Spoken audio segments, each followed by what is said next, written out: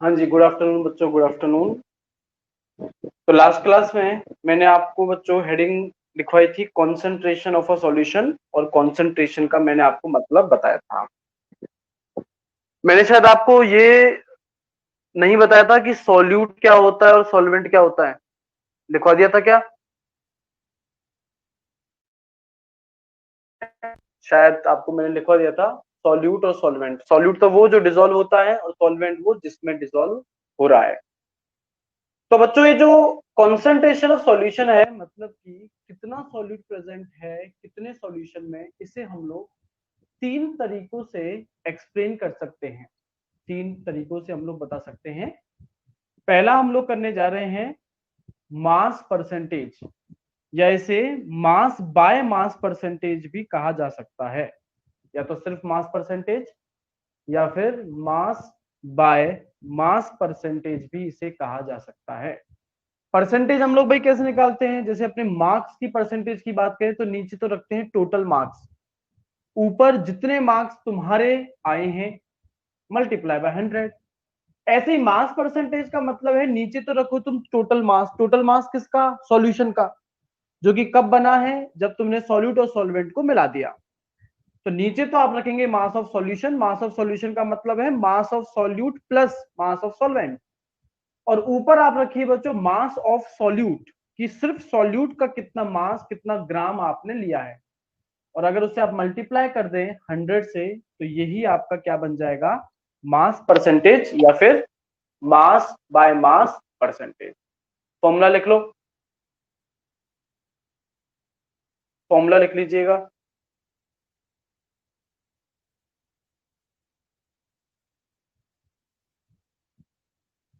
Mass percentage का formula है mass of solute upon mass of solution multiply by 100। एक question लिखो,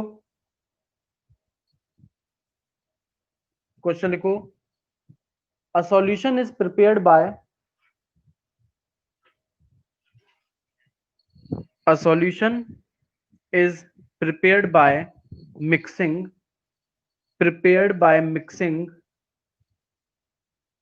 10 gram of 10 gram of common salt, 10 gram of common salt in in 90 gram of water, 90 gram of water, full stop. Calculate the mass percentage of the solution. Calculate the mass percentage of the solution. फटाफट से solve करो और अपने answer को comment करो।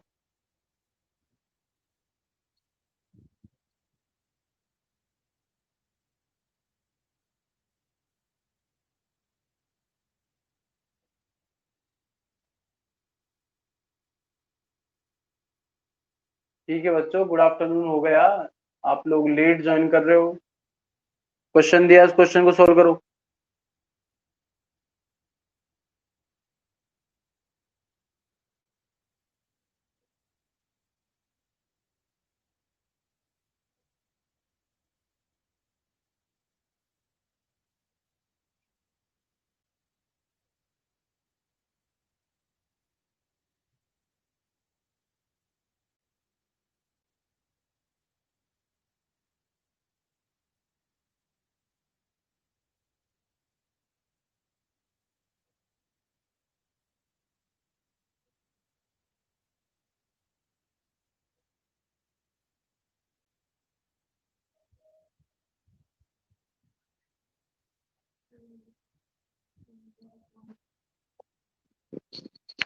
Ten upon 100 multiply by 100, percentage में multiply by 100 नहीं है, फॉर्मूला में 200 नहीं है। तो वही राधिका का कमेंट आया मेरे पास, और किसी बच्चे ने सॉल्व नहीं किया क्या? बहुत आसान सा क्वेश्चन दिया मैंने तो तुम्हें।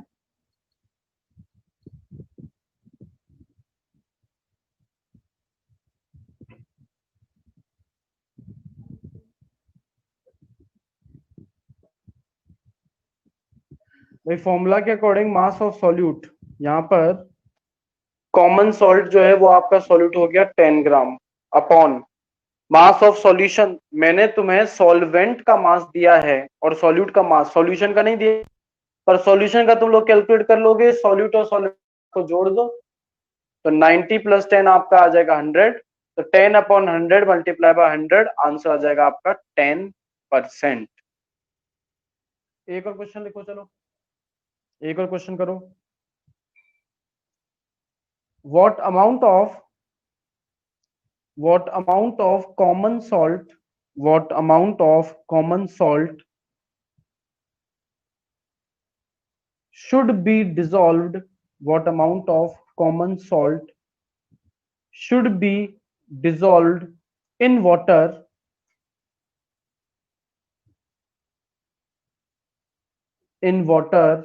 to make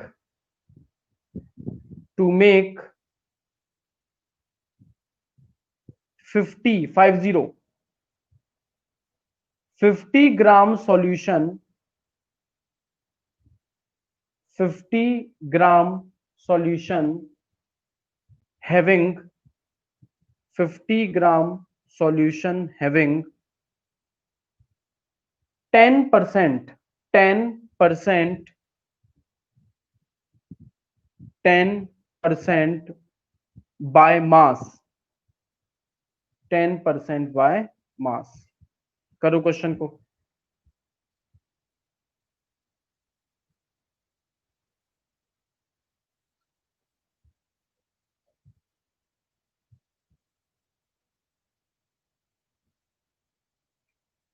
कितना ग्राम कॉमन सॉल्ट डाला जाए ताकि 50 ग्राम सॉल्यूशन बन जाए जिसका मास परसेंटेज हो 10%।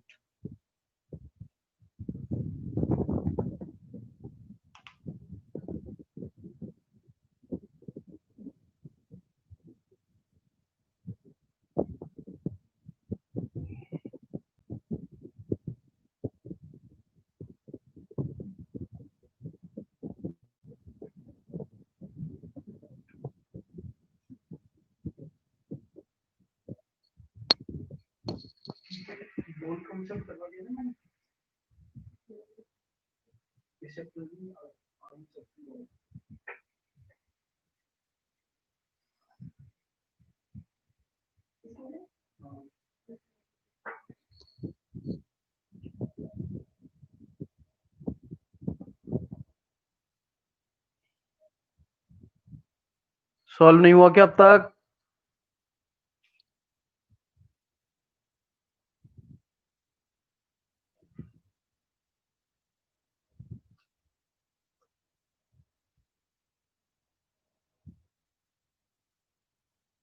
भाई तुम्हें परसेंटेज दे दिया, तुम्हें मास ऑफ सॉल्यूशन दे दिया, तुमसे मास ऑफ सॉल्यूट पूछा गया है।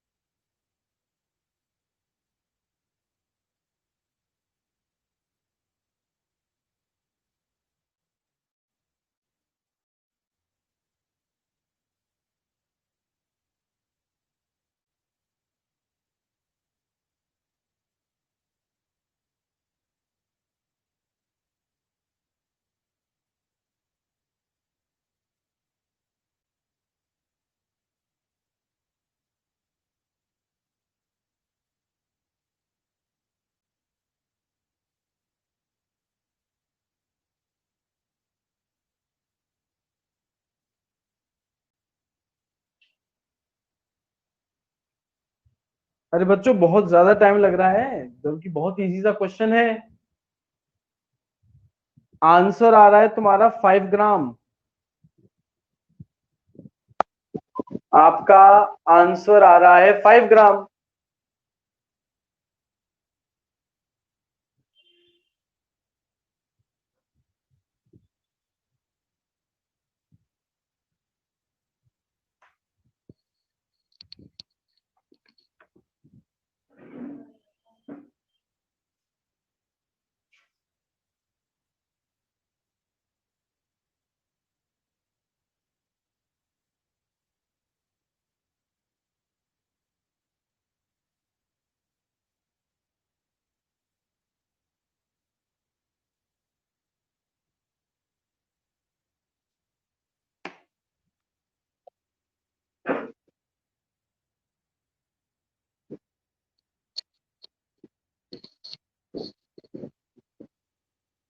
सामने बोर्ड पर किया है बच्चों तुम लोगों के लिए, इतनी आसान कैलकुलेशन है।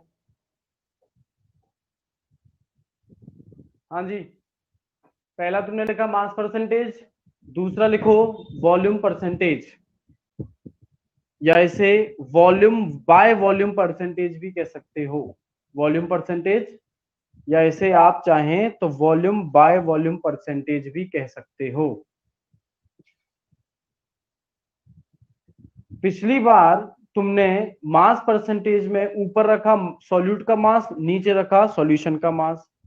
अगर यही वॉल्यूम परसेंटेज बन जाए तो ऊपर रख दो तुम सॉल्यूट का वॉल्यूम और नीचे रख दो तुम सॉल्यूशन का वॉल्यूम।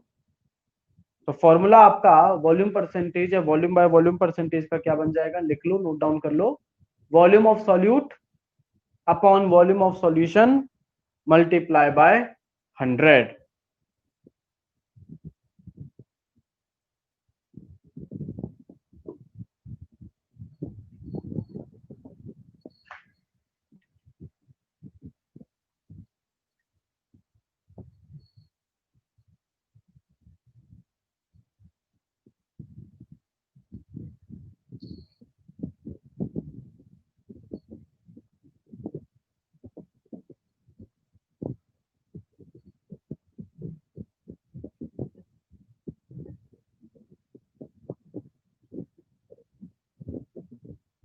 क्वेश्चन लिखो एक,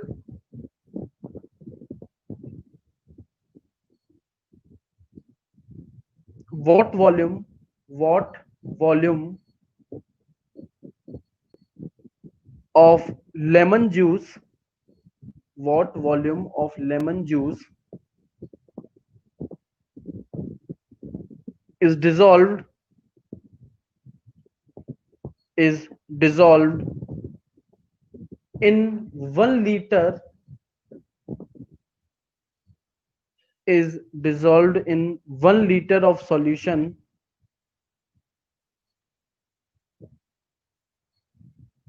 having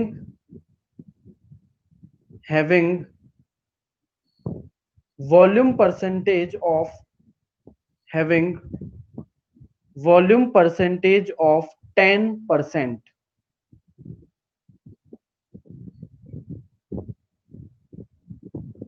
तो 1 लीटर सॉल्यूशन में कितना वॉल्यूम सॉल्यूट, सॉल्यूट यहाँ पर क्या है आपका लेमन जूस, लेमन जूस को डाला जाए ताकि सॉल्यूशन जो है उसका वॉल्यूम परसेंटेज बन जाए 10%।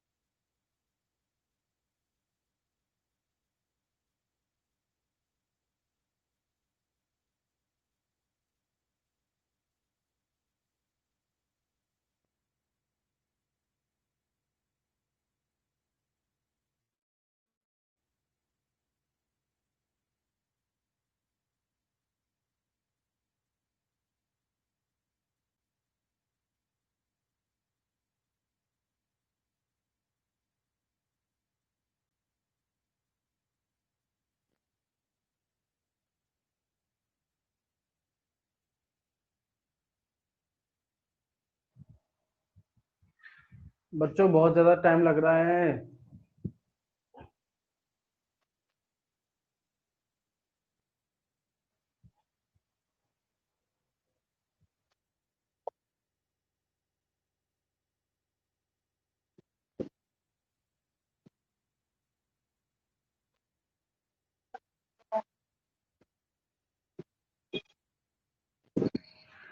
Point one. अरे बच्चों, इतनी आसान कैलकुलेशन में इतना टाइम क्यों लग रहा है भाई? 10% तुम्हें गिवन है।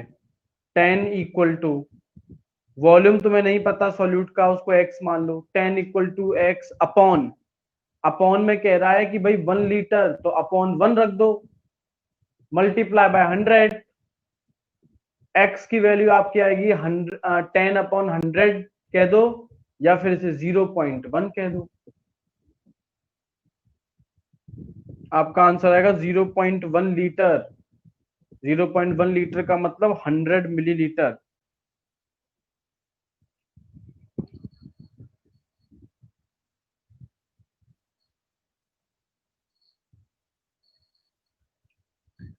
तीसरा जो तरीका है कॉन्सेंट्रेशन ऑफ अ सॉल्यूशन को रिप्रेजेंट करने का, वो है mass by volume percentage. Mass by volume मतलब ऊपर तो आपको रखना है मास किसका, सॉल्यूट का, नीचे आपको रखना है वॉल्यूम किसका, सॉल्यूशन का। तो मास बाय वॉल्यूम परसेंटेज का फॉर्मूला बन जाएगा mass of solute upon volume of solution multiply by 100। Multiply by 100।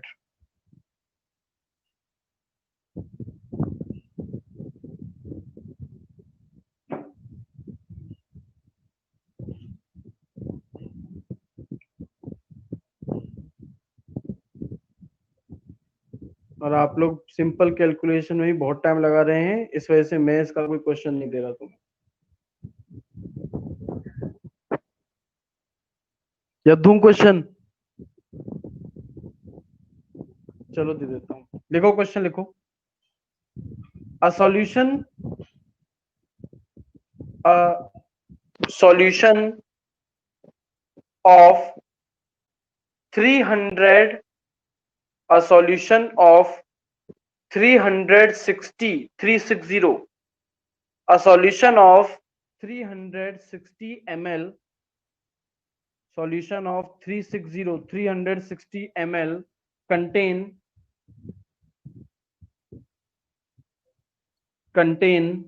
40 gram of common salt, 40 gram of common salt, full stop. Calculate mass by volume percentage of the solution. Calculate mass by volume percentage of the solution. करो पता, निकालो answer क्या आ रहा है।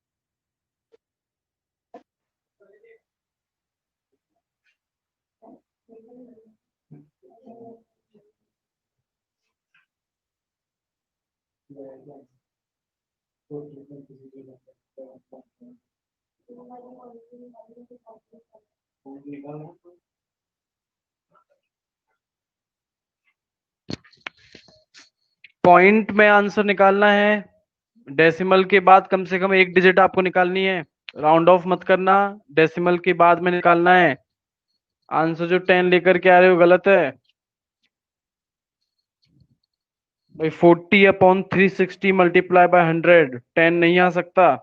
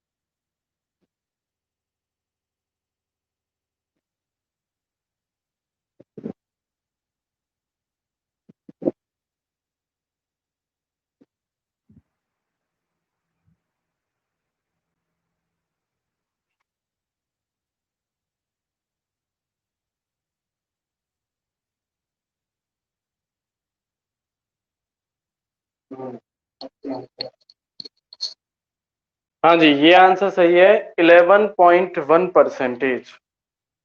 11.1%, ये आपका correct answer.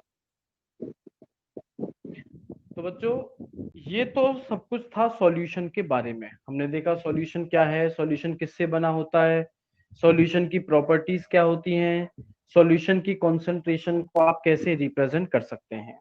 तो ये तो हमने सॉल्यूशन के बारे में पढ़ लिया। अभी हम लोग बात करने जा रहे हैं अबाउट सस्पेंशन। सॉल्यूशन तो होमोजीनियस मिक्सचर में हमने पढ़ा, अभी हेटेरोजीनियस मिक्सचर में हम लोग पढ़ने वाले हैं सस्पेंशन और एक कोलॉइडल सॉल्यूशन। हाँ जी बच्चों, हेडिंग बना दो सस्पेंशन। सस्पेंशन क्या है? सस्पेंशन एक हेटेरोजीनियस मिक्सचर है जिसमें सॉल्यूट के पार्टिकल सॉल्वेंट में डिसॉल्व नहीं होते, और अगर अनडिस्टर्ब छोड़ दिया जाए, थोड़ी देर के लिए बिना डिस्टर्ब किए सॉल्यूशन को, मिक्सचर को छोड़ दिया जाए, तो पार्टिकल्स नीचे सेटल डाउन हो जाते हैं। जैसे कि आप चॉक पाउडर और पानी को ले सकते हैं। ठीक है, तो लिखिएगा, अ suspension is a heterogeneous mixture, a suspension is a heterogeneous mixture in which solute particles do not dissolve, solute particles do not dissolve but remain suspended, but remain suspended throughout the medium, throughout the medium, full stop। Next line से लिखिएगा suspension में ही, particles of a suspension are visible to, particles of a suspension are visible to the naked eyes, NAKED, naked eyes, मतलब कि बिना किसी microscope के normally particle को बड़ी आसानी से देखा जा सकता है। नेक्स्ट पॉइंट लिखिएगा सस्पेंशन में, if a suspension is left undisturbed, if a suspension is left undisturbed,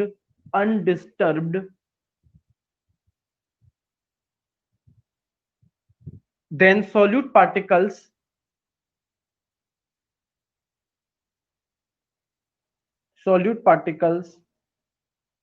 settle down, settle down, settle down।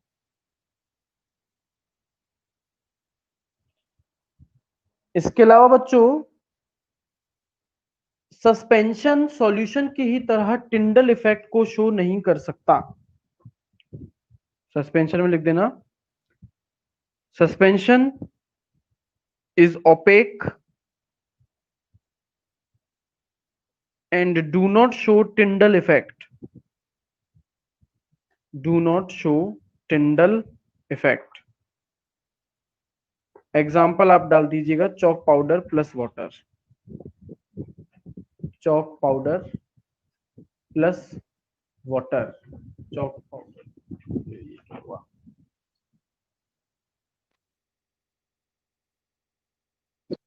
Example डाल दो आप, chalk powder plus water, chalk powder plus water. हाँ जी, सस्पेंशन में आपको बस इतना ही जानना था, ज्यादा इसमें कुछ खास आपके जानने लायक है नहीं। अभी हम लोग आ जाते हैं कोलॉइडल कोलॉइडल सॉल्यूशन पर।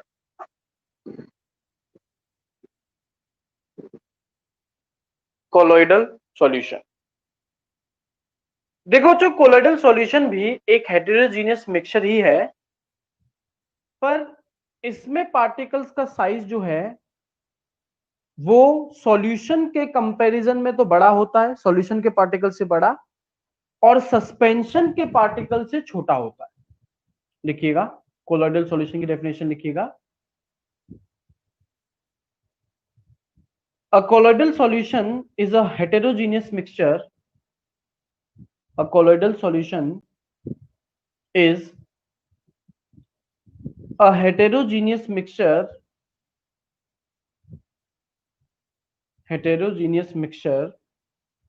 in which size of particles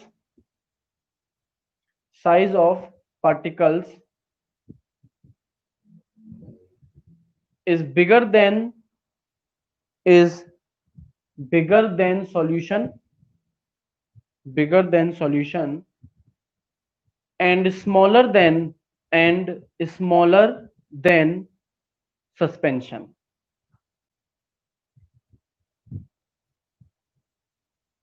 Full stop. Particles are only visible by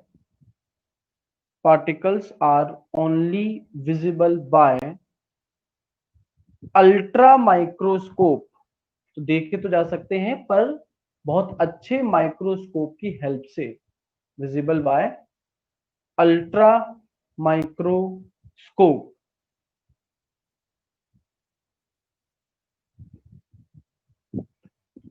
next point colloidal solution की लिखिएगा। If the solution is left undisturbed,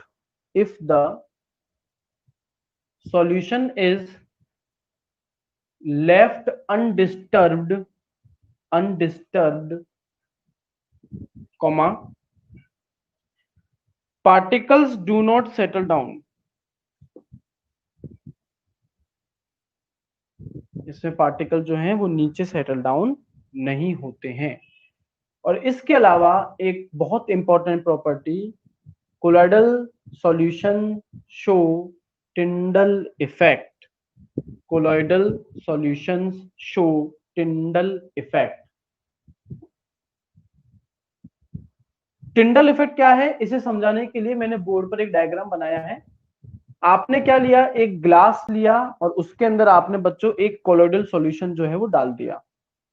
अब आप ग्लास के दूसरी तरफ एक लाइट का सोर्स रख दो, जैसे मान लो आपने टॉर्च जो है वो जलाया और टॉर्च की लाइट को आप ग्लास में से पास करवाइए। आप बच्चों ये देखेंगे कि जैसे ही टॉर्च की लाइट ग्लास के अंदर एंटर करेगी, कोलॉइडल सॉल्यूशन की जो पार्टिकल्स हैं वो उस लाइट की स्कैटरिंग करते हैं। स्कैटरिंग का मतलब उसे बिखेरते हैं, और ऐसा करने की वजह से उस ग्लास के अंदर, उस कोलॉइडल सॉल्यूशन के अंदर आपको लाइट का जो पाथ है, जो रास्ता है जहां से लाइट जा रही है, वो क्लियर कट आपको अलग से रास्ता जो है वो दिखाई देगा। ऐसा आपने देखा होगा जब सुबह सुबह किसी कमरे, अंधेरे कमरे में धूप आती है, तो उस धूप तुम्हें क्लियर दिखाई देती है कि धूप कहां से आ रही है और उसका पाथ जो है वो क्या है। और उस धूप में तुम्हें छोटे छोटे पार्टिकल्स, डस्ट पार्टिकल उड़ते हुए नजर आते होंगे। वो एक्चुअल में कोलोइडल सॉल्यूशन ही है। और ये जो उस धूप या फिर जो सनलाइट का पाथ विजिबल हुआ है, इसी प्रोसेस को हम लोग क्या कहते हैं, टिंडल इफेक्ट। तो टिंडल इफेक्ट क्या है वो लिख लो अलग से। when a beam, BEAM, when a beam of light enters through enters enters to through नहीं enters to a colloidal solution, enters to a colloidal solution, comma, scattering, SCATTERING, scattering of light takes place, scattering of light takes place, and the path of light becomes visible,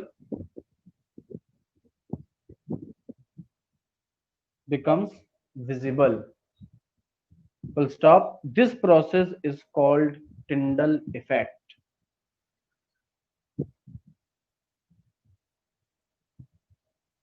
Tyndall effect आपको आपकी NCERT के page number 18 में एक diagram दे रखा है, जिसको कहते हैं कैनोपी ऑफ अ फॉरेस्ट।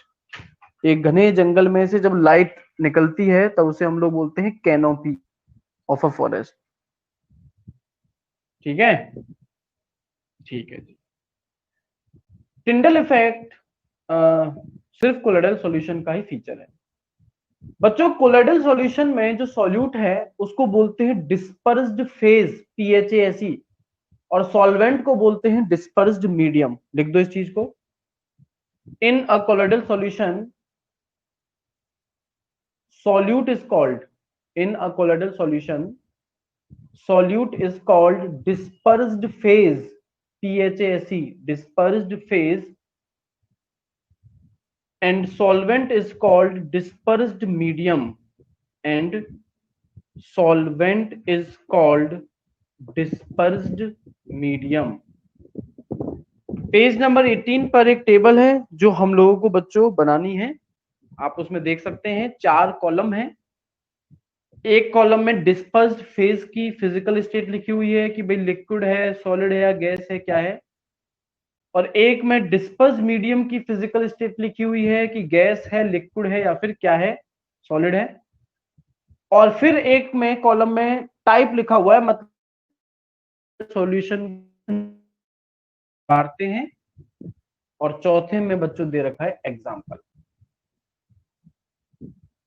मैं इसे एक्सप्लेन कर रहा हूं, आप लोग घर से इसे बनाएंगे। तो देखो, अगर डिस्पर्स फेज लिक्विड हुआ, डिस्पर्स मीडियम गैस, तो ऐसे टाइप के कोलाइडल सॉल्यूशन को बोलते हैं एरोसोल। पर जरा उसके नीचे वाले एग्जांपल को देखो, उसमें भी नाम लिखा है बच्चों एरोसोल, AEROSOL। तो हम लोग कंफ्यूजन को दूर करने के लिए पहले वाले को कहेंगे लिक्विड एरोसोल। बुक में मार्क कर लो, पहले वाले को लिक्विड एरोसोल कहेंगे और दूसरे वाले को हम लोग कहेंगे solid aerosol, solid aerosol. Liquid aerosol का एग्जांपल है क्लाउड्स, फॉग। भाई बादल कैसे बनते हैं? जब आपका लिक्विड वाटर गैस के अंदर मिक्स हो जाता है। दूसरा सॉलिड एरोसोल, स्मोक, जो डस्ट पार्टिकल्स, कार्बन के पार्टिकल होते हैं, गाड़ी वगैरह से जो धुआं निकलता है, उसमें सॉलिड कार्बन के पार्टिकल्स गैस में क्या हो जाते हैं, मिल जाते हैं, तब वो आपका बन जाता है सॉलिड एरोसोल। तीसरा देखो, डिस्पर्स फेज आपने रखा गैस। अच्छा देखो, आपने एक चीज नोटिस की हो, डिस्पर्स फेज गैस और डिस्पर्स मीडियम गैस, ये आपको ऑप्शन मिलेगा ही नहीं, क्योंकि दो गैसेस का मिक्सचर कभी हेटेरोजीनियस नहीं हो सकता, वो क्या होता है, होमोजीनियस। तो गैस और गैस मिलकर के सॉल्यूशन बनाती है, ना कि कोलोइडल सॉल्यूशन। हाँ जी, तो अगर डिस्पर्स फेज गैस और डिस्पर्स मीडियम लिक्विड है तो इसे हम लोग कहेंगे फोम। पर आपको बच्चों इसी टेबल में और नीचे एक और फोम जो है वो लिखा हुआ दिखाई देगा। तो हम लोग इन दोनों को अलग करने के लिए, जो पहला है जिसमें डिस्पर्स फेज गैस है, डिस्पर्स मीडियम लिक्विड, इसे हम लोग कह देंगे लिक्विड फोम, लिक्विड फोम, और दूसरे वाले को हम लोग कह देंगे सॉलिड फोम। तो लिक्विड फोम का एग्जांपल है आपके पास में शेविंग क्रीम। अगला है बच्चों, अगर डिस्पर्स फेज और डिस्पर्स मीडियम दोनों लिक्विड हुए तो इसको आप बोलते हैं इमल्जन, और इमल्जन का सबसे बढ़िया एग्जांपल होता है मिल्क, दूध। अगला है, अगर डिस्पर्स फेज सॉलिड हो, डिस्पर्स मीडियम लिक्विड, तो इसको बोलते हैं सिर्फ सोल, SOL, सोल। इसका एग्जांपल होता है मड, जो कीचड़ वगैरह होती है उसमें मिट्टी के पार्टिकल जो होते हैं, बहुत छोटे पार्टिकल्स, वो पानी में डिसॉल्व हो जाते हैं, मिल जाते हैं और बना देते हैं कोलोइडल सॉल्यूशन। अगर डिस्पर्स फेज गैस हो, डिस्पर्स मीडियम आपका सॉलिड हो, तो इसको हम लोग कहते हैं सॉलिड फोम। इसका एग्जांपल है, सबसे बढ़िया एग्जांपल, रबर। रबर आपने सुना होगा, लेटेक्स नाम के केमिकल से बनता है, जिसको एक्चुअल में मिल्क ऑफ रबर ट्री भी हम लोग कह सकते हैं। तो इसको सॉलिडिफाई किया जाता है और इसके अंदर गैसेस पास की जाती हैं, जैसे सल्फर गैस, तब जाके बनता है रबर। अगला है, अगर डिस्पर्स फेज लिक्विड हो और डिस्पर्स मीडियम सॉलिड, तो इसे हम लोग कहते हैं जेल। अब जेल तो मुझे समझाने की जरूरत नहीं है, आप में से कुछ यूज भी करते होंगे, या फिर जेली जो है आप खाते भी होंगे, है ना। तो जेली हो, चीज हो, बटर हो, ये सभी इसके एग्जांपल हैं। और आखिरी, अगर डिस्पर्स फेज सॉलिड और डिस्पर्स मीडियम दोनों ही सॉलिड हो, तो इसे हम लोग कहते हैं सॉलिड सोल।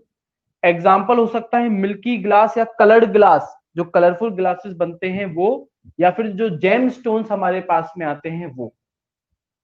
तो बच्चों, इस टेबल को आप लोग ड्रॉ कर लीजिएगा और इनटेक्स्ट क्वेश्चन आप देख लेना, जो 3 इनटेक्स्ट क्वेश्चन है। इसके आगे की कहानी हम लोग अगली क्लास में करेंगे।